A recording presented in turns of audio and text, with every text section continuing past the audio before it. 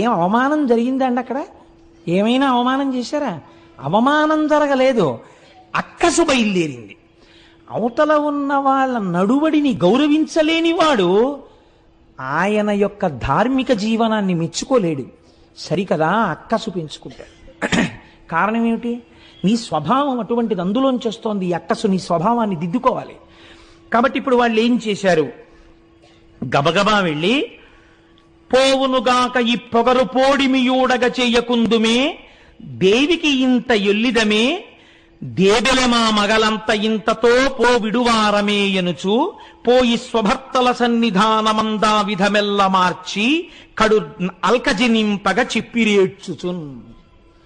వాళ్ళందరూ ఏం చేశారంటే, ఎంత గొప్ప మాట వేశారో చూడండి ఈ రచన యందు.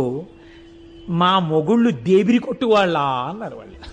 అంటే దేవిరి కొట్టువాళ్ళ అంటే వాళ్ళకేమీ లేక ఒకళ్ళు పెడుతుంటే అంగలారుస్తూ తినేవాళ్ళు అనుకుంటున్నారా? ఈ మాట వెళ్ళి మొగుడిని అడిగారు. అంటే వాళ్ళకి నిజంగా వాళ్ళు ఇప్పుడు ఆ స్థితిలోనే ఉన్నారు. కానీ అలా భార్య అడిగేటప్పటికీ కొంచెం కష్టం వచ్చింది. పైగా సామూహిక రోదన కార్యక్రమము అని ఒకటి సిద్ధం చేశారు. అందరూ కలిసి ఏడిచారు. ఏడుస్తూ వెళ్ళి, చూడండి మా బతుకు ఎంత చులకనైపోయిందో, మీకు స్నానం ఏమిటి, ముందు దేశికుడికి తీసుకెళ్లాలని చెప్పి బ్రహ్మచారులు వచ్చారు. మేము స్నానం చేస్తుంటే ఓ పక్క నుంచి ఇంకింతకన్నా నగుబాటు ఉంటుందా? పైగా ఇదేమిటయ్యా స్నానం చేస్తున్నాం తర్వాత రండి అంటే, మేమేమిటో తప్పు చేసినట్టు ఆహల్య ఇలా ఇలా ఊపుకుంటూ వచ్చి కుండతో నీళ్ళట్టుకుపోయింది. కనీసం ఏమమ్మా అని కూడా మమ్మల్ని పలకరించలేదు. అంటే మా బతుకింత చులకనైపోయింది. వాళ్ళకి ఎందుకు అనుకుంటున్నారు? దేవిరి మొగుళ్ళు మా మొగుళ్ళని వాళ్ళు అనుకుంటున్నారు. అంటే వీళ్ళకేమైంది? అదేమిటి అనలేదు. ఏడుస్తూ వీళ్ళు ఇలా మాట్లాడేప్పటికీ వీళ్ళకి అలకొచ్చింది. మహాకోపం వచ్చేసి వెంటనే వీళ్ళు గణపతి హోమం మొదలెట్టారు. ఎంత చిత్రమో చూడండి లోకంలో. పోనీ వీళ్ళకైనా బుద్ధి ఉండాలి కదా. చెప్పుడు మాటలు విని వెంటనే ఆ చర్య తీసుకునే వాళ్ళ జీవితాలు ఇలాగే ఉంటాయి. ఎంత మునులైతే ఎవరికి కావాలండి? కాబట్టి వాళ్ళు ఏం చేశారు? అంత మునుల్ గడున్ముదులనగ్రహముంది కడింది నిష్టతో దంతిముఖున్ విధానమున తద్దయు గొల్వ అతండు వచ్చి, మీ చింతల తీర్తు అంచితము చెప్పుడనంగా మునుల్ ముదంబుతో అంతము మీరనివ్వనికి బాపుడు గౌతమునన్ననాతడు. వాళ్ళు దంతి మఖము అనబడేటటువంటి మఖం ఒకటి చేశారు. అంటే విఘ్నేశ్వరుణ్ణి ఉద్దేశించి వీళ్ళు చేసినటువంటి మఖమునకు తృప్తి పొందినటువంటి గణపతి యజ్ఞగుండంలోంచి ఆవిర్భవించారు. దేని కొరకు ఇంత కష్టపడి మీరు నా గురించి ఇంత గొప్ప మఖం చేశారు, నేను మీకు ఏం చేసి పెట్టాలని అడిగారు. ఏమీ లేదు. పొగరెక్కి ఉన్నాడు గౌతముడు. కాబట్టి ఈ ఆశ్రమంలోంచి గౌతముడు బయటికి తరమబడేటట్టుగా నువ్వేదో ఒక పథకం చేసి మమ్మల్ని రక్షించాలి అంటే ఆయన అన్నాడు, విఘ్నేశ్వరుడు మీరు అడగవలసిన మాటే ఇది.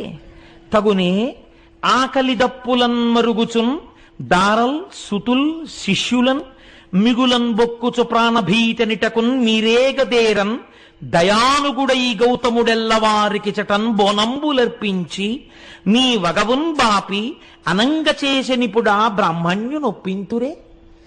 ఒకనాడు మీకు తాగడానికి నీళ్లు లేక, తినడానికి అన్నం లేకపోతే మీ భార్యలతో, మీ బిడ్డలతో, మీ శిష్యులతో ఇక్కడికొస్తే అయ్యో ఇంత కష్టపడుతున్నారా అని వాళ్ళిద్దరూ కలిసి పండించి వండి మీకు వడ్డించి అన్నం పెడుతుంటే, ఆ గుండంలో నీళ్లు ఆయన పేరు మీద తడారకుండా పుడుతుంటే ఆయన్ని ఈ ఆశ్రమం నుంచి తరిమి క్షామంలోకి తోసి మీరు సుఖాలు అనుభవిద్దాం అనుకుంటున్నారా?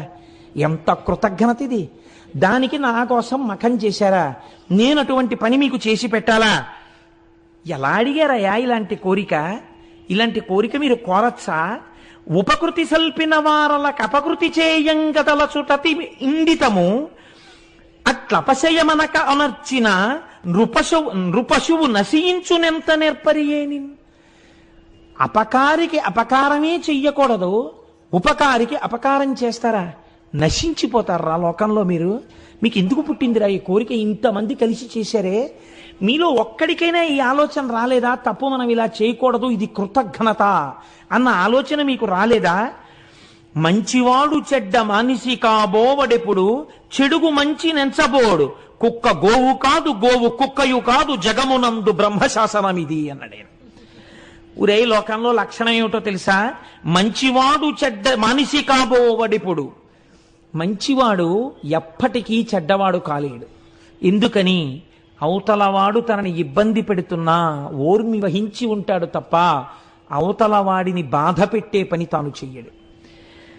చెడుగు మంచి నెంచబోడు. చెడ్డవాడున్నాడే వాడు యువతల ఆయన ఎంత మంచివాడైనా ఆయనలో ఒక్క మంచి గుణం చూసి చిచి ఆయన్ని బాధ పెట్టకూడదన్న ఆలోచన అవతలవాడికి రాదు. ఇది స్వభావం రా లోకంలో.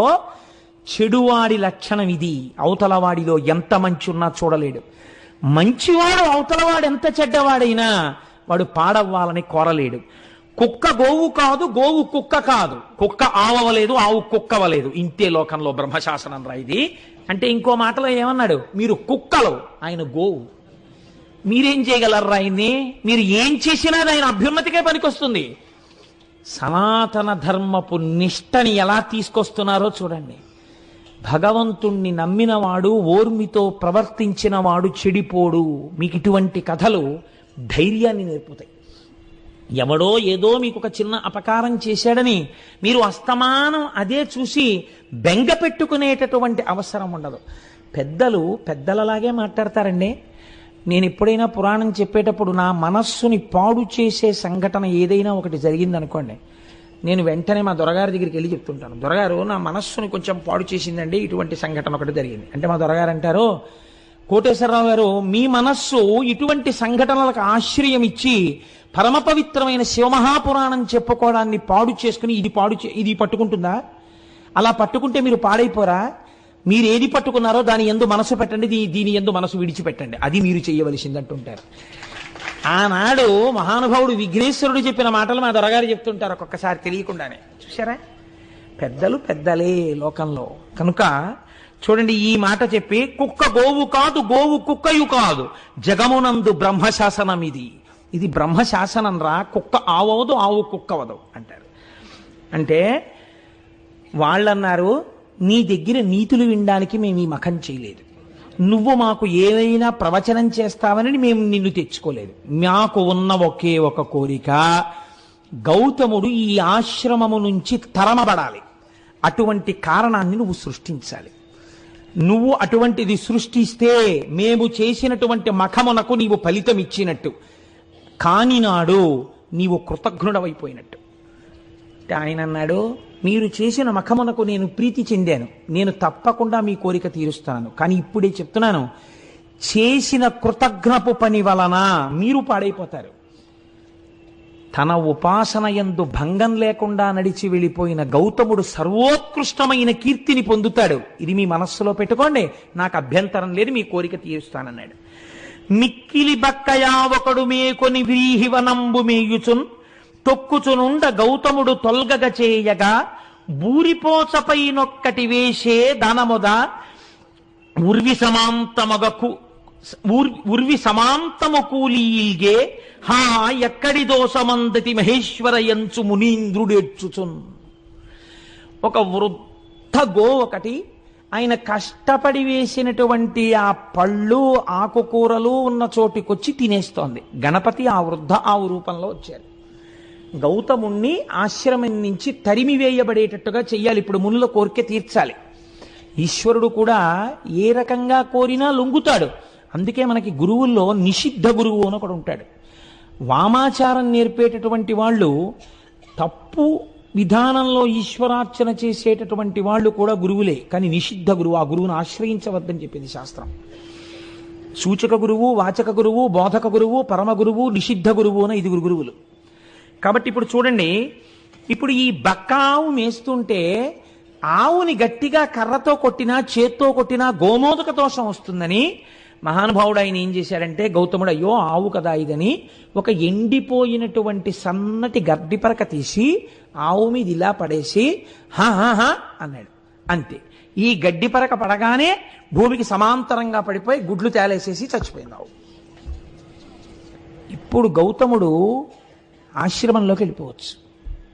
ఆయన గుండెలు బాదుకుని ఇచ్చాడు, నేనే విసిరాను గడ్డిపోచ, నేను విసిరిన గడ్డిపోచకే చచ్చిపోయింది ఆవు, నాకు గోహత్యా దోషం వచ్చింది అని ఏడుస్తున్నాడు ఆయన. ఇన్ని తెలుసున్న వాడికి ప్రాయశ్చిత్తం తెలియదండి. ఆయన ప్రాయశ్చిత్తం కోసం వెంపర్లాడట్లా. ఒక ఆవును చంపేశాను రా, చూస్తూ చూస్తూ అని ఏడ్చాడు. ఆవుల్నే పట్టుకెళ్ళి వధ్యశాలలో తెగతారుస్తున్నా చూస్తూ దేశం ఊరుకుంటే వానలు పడమంటే ఎక్కడ పడతాయండి? ఎక్కడో కొంతమంది మహానుభావులు కలిసి జంతు హింసా నివారణ సంఘం అని పెట్టి కత్తి వేటుకి నరకబడుతున్న ఆవుల్ని తెచ్చి గడ్డి వేసి రక్షిస్తున్నారు అక్కడ. కనుక చూడండి, ఇప్పుడు ఆ ఆవు చచ్చిపోతే ఈయన ఏడుస్తుంటే కనిమునులు తదంగనలు గౌతము చేరి విధం బెరింగి గోఘ్న నిబిడె పాపి ఎంతటి అకార్యమునర్చితి ఓరి నీ మొగంబునగన దోషము ముప్పుతిల బొమ్మటకేని వనంబు బాసి నీ అనుచర పుత్ర మిత్రదగి తాదుల తోట్పుని వెగదవులన్ అన్నారు. ఆయన భార్య వచ్చి ఏడుస్తోంది అహల్య, శిష్యులు వచ్చి ఏడుస్తున్నారు. వెంటనే ఈ మునులు విన్నారు, మునిపత్నులు విన్నారు. ఒరే మన కార్యం సిద్ధించిందిరా అనుకున్నారు. సంతోషంగా అందరూ వచ్చారు. ఏమైంది అని అడిగారు. నేను గడ్డిపరక విషయానమ్మా, ఆవు చచ్చిపోయింది అన్నాడు ఆయన. ఛీ దుర్మార్గుడా, ఆవును చంపిన నీ మొహం చూస్తే మహాపాతకాలు వస్తాయిరా. నీ మొహం చూడకూడదు మేము ఇప్పుడు. నువ్వు ఇక్కడే కూర్చుంటామే, ఇంకా నీ మొహం మాకు చూపిద్దామన్నా? లే పోదలబో, నువ్వు నీ భార్యని నీ బిడ్డల్ని నీ శిష్యుల్ని తీసుకుని ఈ ఆశ్రమం వదిలి దూరంగా ఎక్కడికన్నా పో. ఆయన పెట్టిన కూడు తిని బలిసి ఎంతటి మాటలు అన్నారో చూడండి. అక్కడతో ఊరుకున్నారు అనుకుంటున్నారా? నీవిచట నుండమేమిందు నిలువరాదు. నువ్వుంటే లేవా, అయితే మేము వెళ్ళిపోతాం. నువ్వుంటే మేము ఉండకూడదు, నువ్వు గోహత్య చేసిన వాడివి. దేవ ఋషి పితృ కార్యములు తీర్పరాదు. నీలాంటి గోహత్య చేసిన వాడు ఉన్న చోట దేవతలు ఆహారం తీసుకోరు, హవిస్సులు. పితృదేవతలు పుచ్చుకోరు. అగ్ని కార్యం పనికిరాదు, మాకు పాపం వస్తుంది.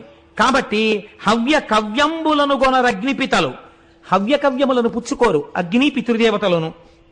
కాబట్టి సాగు సకుటుంబమెటకేని చక్కనిప్పుడు, వెంటనే నీ కుటుంబాన్ని తీసుకుని ఇక్కడి నుంచి పో ఎక్కడికైనా అన్నారు. అనేటప్పటికీ పాపం ఆయన చూసి దైవ పితృ మఖముల ఏవే విధమున సల్ప కూడా తెరుగుమిది మొదల్ నీ వనరించిన దురితం బే వడవున సడబడద ఎక్కుడు భరమవు. ఓ గౌతమ, వెళ్ళిపోదాం అనుకుంటున్నావేమో. వెళ్ళిపోవడం కాదు, ఇవాళ నుంచి నువ్వు అగ్నికార్యం చేయకూడదు, నువ్వు దేవతలను ఆరాధించకూడదు, నువ్వు పితృదేవతలకు ఏ విధమైనటువంటి పూజలు చెయ్యకూడదు. ఎందుకో తెలుసా? గోహత్య చేసిన నీలాంటి దుర్మార్గుడు పూజ చేస్తే భగవంతుడు నొచ్చుకుంటాడు రా. భగవంతుడు నొచ్చుకుంటే భూమికి భారం ఎక్కువైపోతుంది నువ్వు చేసే పాపపు పనుల వల్ల. ఒక పాపం మీద ఇంకో పాపం చేద్దాం అనుకుంటున్నావేమో, వెళ్ళి మళ్ళీ అగ్నికార్యాలు చేద్దాం పూజలు చేద్దాం అనుకుంటున్నావేమో, అదేం కుదరదు. నువ్వు దూరంగా ఎక్కడికైనా పో అంతే. ఇప్పుడు ఆయన ప్రాణం ఏమిటండి? ఈశ్వరార్చన. ఆయన భగవంతుణ్ణి అర్చించకుండా ఉండలేడు, ఆయన భగవంతుణ్ణి అభిషేకించకుండా ఉండలేడు, ఆయన అగ్నికార్యం చేయకుండా ఉండలేడు, ఆయన సంధ్యావందనం చేసుకోకుండా ఉండలేడు. అటువంటి వాడిని నువ్వేమీ చెయ్యొద్దన్నారంటే చంపేశారు ఆయన ఇంకో రకంగా. ఇంత బాధ పెట్టే మాటలు మాట్లాడితే ఆయన అన్నట్ట లేచి నిలబడి, చేసితి దోషము నిష్కృతి చేసితినే గాని శాంతి చందదుపుడమిన్ వాసిగ ప్రాయశ్చిత్తము చేసుకొని యఘంబుబాయు సిద్ధమిది ముని. అయ్యయ్యో, తప్పకుండా వెళ్ళిపోతానయ్యా, నేను ఇక్కడ ఉండను, నేను వెళ్ళిపోతున్నానని గబగబా వెళ్ళిపోయాడు మహానుభావుడు. 1 నెల్లాళ్ల పాటు అలా తిరిగాడు తిరిగాడు తిరిగాడు. ఎంత దుఃఖం అనుభవించాడో అంతటి గౌతముడు. అయితే మీరు ఒక్కటి ఇక్కడ చాలా జాగ్రత్తగా ఆలోచించాలి. ఇంతటి మహర్షే, ఇంత తపశ్శక్తి ఉన్నవాడే, ఒరే నేను గడ్డి పరక విసిరితే ఆవెందుకు చచ్చిపోయిందిరా, ఇందులో ఏదైనా కుట్రుందా అని ఆయన ఆలోచించలేదు. ఎందుకు ఆలోచించలేదు? అసలు ఒకడి గురించి తప్పుగా ఆలోచించడం ఆయనకి చేత కాదు. గోవు కుక్క కాదు, కుక్క గోవు కాదు. ఎంత గొప్ప స్థితి అండి ఆ గౌతముడిది నిజంగా. ఎటువంటి మహర్షి అండి. అందుకని ఆయన అంతర్ముఖుడై చూడలేదు. ఆయనే చూస్తే వీళ్ళ బతుకులు బయటడిపోతాయి. పైగా వెళ్ళి, నేను చాలా తప్పు చేశానయ్యా, 1 నెల్లాళ్ళు అయిపోయిన తర్వాత చాలా వాడిపోయిన వదనంతో దుమ్ము కొట్టుకుని పోయిన వాడై దూరంగా నిలబడి తన శిష్యుల్లో ఒకడి చేత ఒక్కసారి నా కోసం ఆ మునుల్ని రమ్మనండి అని కబురు చేశాట. వీళ్ళు చక్కగా ఈ నీళ్లు తాగుతూ పువ్వులు పెట్టుకుంటూ చక్కగా ఈ కాయలు పళ్ళు తినేస్తూ ముప్పొద్దుల నా కోపంలో అయితే తెగ తిని కూర్చుని ఉన్నారు. అంతకన్నా నేను ఇంకా వాడలేదు, నాకు అంత అక్కసుగా ఉంది. కాబట్టి ఆయన వచ్చి పిలిస్తే ఈ మునులు బయటికి వెళ్ళారు. ఆయన అన్నాడు, చాలా దోషం చేశానండి, నిజమే, ఆవును చంపేశాను, కానీ ఇలా ఎన్నాళ్ళు కూర్చోను పూజలు చేయకుండా, ఎన్నాళ్ళు కూర్చోను అగ్నికార్యం చేయకుండా, నా మనస్సు ఊరడిల్లట్లేదు. ఏదైనా ప్రాయశ్చిత్తం ఉంటే చెప్పండి, నేను ఆ ప్రాయశ్చిత్తం చేసుకుని మళ్ళీ నా జీవితాన్ని ఈశ్వరాన్ముఖం చేసుకుంటానన్నాడు. ఆయనకి కావలసింది భగవంతుడంతే, ఇంకొకటి ఆయనకి తెలియదు. ఆయనకి తెలియని విషయాలు వీళ్ళు చెప్పగలరా అండి? అంటే ఏమో ఇంత తప్పు చేశాను కదా, ఇంతమంది వాళ్ళు తప్పు చేయకుండా ఉన్నారు, తప్పు చెయ్యని వాళ్ళ దగ్గర తప్పు చేసిన వాడు వినడం వినయం, అంతేకాని నాకు తెలిసని నేను చేసుకోవడం ఏమిటి, మళ్ళీ ఇంకో తప్పు చేస్తానేమో. ఎంత వినయానికి ఆయన లొంగాడో చూడండి. ఆయన ఇంకా ఇంకా మెట్లు దిగి వినయానికి ఎడుతున్నాడు, వీళ్ళు ఇంకా ఇంకా మెట్లెక్కి అహంకారానికి ఎడుతున్నారు. వీళ్ళన్నారు, అయితే చెప్తాం విను, ఇమ్మహి గోహత్యా పాపమ్మును బొనరించినట్టి వాడను నేనంచు మేదిన్ అంతయును ముమ్మారు ప్రదక్షిణంబులనరింపు మొదల్. ఈ భూమండలాన్నంతటినీ 3 మార్లు ప్రదక్షిణం చెయ్యి. చేసేటప్పుడు ఏం చేస్తావో తెలుసా?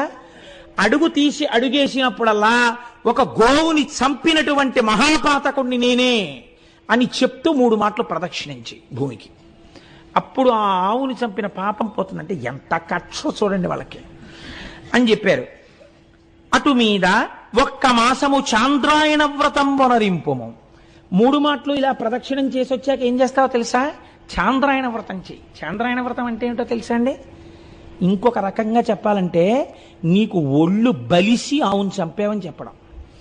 అంటే తినకూడనంత ఆహారం తినేస్తే కొవ్వెక్కిపోతే, మనస్సులో రజోగుణ తమోగుణ ప్రకోపం పెరిగిపోతే, సాత్వికమైన ఆహారం తినకపోతే దాని వల్ల వచ్చిన మదంతో ప్రవర్తించిన వాడు దోషం చేస్తాడు. దానికి చాంద్రాయణ వ్రతం చేయిస్తారు. చాంద్రాయణ వ్రతం అంటే శుక్లపక్షంలో ఒక్కొక్క తిథి పెరుగుతుంటే ఒక్కొక్క కబలం పెంచుకుంటారు, కృష్ణపక్షంలో ఒక్కొక్క తిథి తగ్గిపోతుంటే ఒక్కొక్క కబలం తగ్గించేసుకుంటారు. అమావాస్య నాడు అసలు అన్నం తినరు. అలా అన్నాన్ని పెంచుకుంటూ తగ్గించుకుంటూ చేసుకోవడం వల్ల ఒంటికి పట్టిన కొవ్వు తగ్గిపోతుంది. అంటే వేరొక మాటలో చెప్పాలంటే నీ ఒళ్ళు కొవ్వెక్కి చంపావురా, బాగా తిని ఆయన పెట్టినవాడు తిన్నవాడు కాడు. ఎంత లేసి మాటలు అన్నారో చూడండి ఆయన్ని నిజంగా. కాబట్టి నువ్వు ఇది చెయ్యి. అటు మీద 1 మాసంబు చాంద్రాయణ వ్రతం వనరింపుము. తదనంతరంబున పోను అక్కడతో అయిపోయిందా? అప్పుడు ఏం చేస్తావో తెలుసా? 101 మారు పాటిక బ్రహ్మగిరికి ప్రదక్షిణంబు అనరింపుము. 101 మార్లు ఈ బ్రహ్మగిరి చుట్టూ ప్రదక్షిణం చేయి. ప్రదక్షిణం చేసిన తర్వాత అంత మీద మృన్మయములైన లింగంబులర్ధిగూర్చి చేయు అర్చనంబు. 1,000,000 మృన్మయ లింగాలు తెచ్చిపెట్టు. నువ్వే చేసుకో ఆ లింగాలన్నీ. చేసుకుని 1,000,000 లింగాలు పెట్టి ఈ 1,000,000 లింగాలకి అర్చన చెయ్యి. చూడ్డానికి వస్తారు, ఏమిటి మహానుభావ ఈ క్రతువు అంటారు. మహానుభావుణ్ణి కాదు, ఆవును చంపానని చెప్తుండు, చెప్పి చెయ్యి అన్నారు. ఆయన తెల్లబోయాడు విని, ఇంత దారుణమైన శిక్ష, అయ్య బాబోయ్ అంటే అయితే అది కూడా చేయమన్నమాట. అని ఇంకోటి ఏమంటారో అడిగినందుకు చూడండి ఎంత స్థితికి వెళ్ళారో వాళ్ళు. మొగుణ్ణి కొట్టి మొగసాలకు వెళ్ళడం అంటే ఇలాగే ఉంటుంది. కాబట్టి ఇట్లు చేసినచో అఘంబువాయు. ఇక మరి ఒక పద్ధతి వినుము. ఒకవేళ చేయలేవా మొహం అలా పెట్టమే, ఇంకో పద్ధతి చెప్తాం మీరు పునజ్జి. అంటే అంతటి మహర్షిని పట్టుకుని ఇవాళ వాళ్ళు ప్రబోధం చేసేస్తున్నారు. ఎంత గొప్పగా మాట్లాడుతున్నారో చూడండి. దినదినమీశ్వరున్ కొలిచి దివ్య తపం వనరించి దేవ గంగను ఇట తెచ్చి తద్విమల కాండమునం అఘమర్షణావగాహనమును అనర్చినం దురితమంతయు డొల్లు శుభాప్తి కోరి ఇంకను శివలింగ కోటులను కల్పన చేసి భజింపు మాపయ్యన్. ఏం చేస్తావు తెలుసా? అలా చేయలేకపోతే వెళ్ళి కూర్చుని శంకరుడి గురించి తపస్సు చేయి. శంకరుడు ప్రత్యక్షమైన తర్వాత గంగ నిమ్మని అడుగు. ఇత పూర్వం వారణాసి దగ్గర ప్రవహిస్తోంది ఒక గంగ, ఇంకొక గంగని ఇటు తీసుకురా. భగీరథ ప్రయత్నం అంటారు. భగీరథుడు ఎంత కష్టపడవలసి వచ్చిందండి. ఈయన కర్మ ఈయనకి. వెళ్ళి ఆ గంగని ఇటు తీసుకురా, ఎక్కడా చంపావో అటువైపు నుంచి ప్రవహింపచేయి. చేసిన తర్వాత ఒక వ్రతం చేయి, అఘమర్షణ వ్రతం అనేటటువంటి వ్రతం. మళ్ళీ 1,000,000 లింగాలు పెట్టు, వాటికి అర్చన చేయి. ఇవన్నీ చేస్తే నీ పాపం పోతుంది అనుకుంటున్నాం, అలా చేయి, మొదలు పెట్టన్నారు. అంటే ఇక పోయేది మొదలెట్టాడంటే ఇంకా భగీరథుడిలా ఇక మళ్ళీ వస్తాడా? ఈ ఆశ్రమం మంది, ఈ పళ్ళు మనవి, ఈ కాయలు మనవి, ఈ కూరలు మనవి. ఇంకా మళ్ళీ భగీరథుడు తిరిగి రాకుండా ఉపదేశం చేశాడు. ఆ పిచ్చి ఆయన ఇదేమిట్రా, నేను చదువుకున్నాను కదా, ఇవన్నీ ఎందులో ఉన్నాయిరా, ఏ పురాణంలో ఉన్నాయి, ఏ ఆ ధర్మసింధువులో ఉన్నాయి, ఓసారి ఆ పేజీ నెంబర్లు చెప్పండి అని అడగచ్చు కదా. నా బుద్ధి ఇలా వక్రించేగా అవును చంపాను, పెద్దలు చెప్పిన మాట విందాం అనుకున్నాడు ఆయన. కాబట్టి ఆయన ఏం చేశాడంటే, శరీరంతో తిరిగితే ఏమొచ్చింది, పాపాత్ముండి పాపాత్ముండి పాపాత్ముండి అంటే పాపం పోతుందా? ఈశ్వరుడు యొక్క అనుగ్రహంతో పాపం పోవాలి, అందుకని ఈశ్వరానుగ్రహానికి నోచుకుంటానన్నాడు అని ఆయన వెళ్ళి అద్భుతమైనటువంటి తపస్సు ప్రారంభం చేశాడు. ఒక పార్థివలింగాన్ని ఒక దాన్ని చేసుకుని ఆ లింగం దగ్గర కూర్చుని పంచాక్షరీ మహామంత్రంతో తదేక నిష్ఠతో శివుణ్ణి ఆరాధన చేశాడు. అలా తపస్సు చెయ్యగా చెయ్యగా శంకరుడు ప్రత్యక్షమయ్యాడు. ప్రత్యక్షమై, నాయన ఎందుకురా ఇంత తపస్సు చేశావన్నాడు. అనగానే కన్నుల నీరు కారుస్తూ గౌతముడు అన్నాడు, ఈశ్వరా, మీకు తెలియందేముంటుంది, నేను ఎంత పాపం చేశానండి, ఒక ఆవుని చంపేశాను, నేను చేసిన గోహత్యా పాపాన్ని నా నుంచి తీసి నేను పాపాత్ముడను కానన్న స్థితిని నాకు కల్పించండి అన్నాడు.